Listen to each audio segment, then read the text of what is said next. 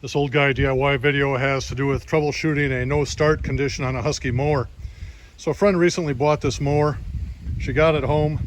It started and then it stopped right away. So she asked me to come and take a look at it. So the first thing I did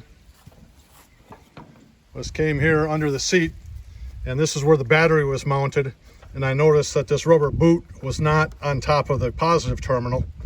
So I thought, well, maybe something happened and the seat top hit it, or they dropped something across the terminals and it blew out the fuse. So when I came down here, you can see there's a 20 amp fuse that belongs there. This is the one that was in there and it's blown. So I replaced that fuse. I'm going to put the battery back in and see if that's all it takes to fix this. With the fuse replaced and this insulator boot on top of the positive terminal, you can see the brake is in the locked position. Come over here and see if it starts.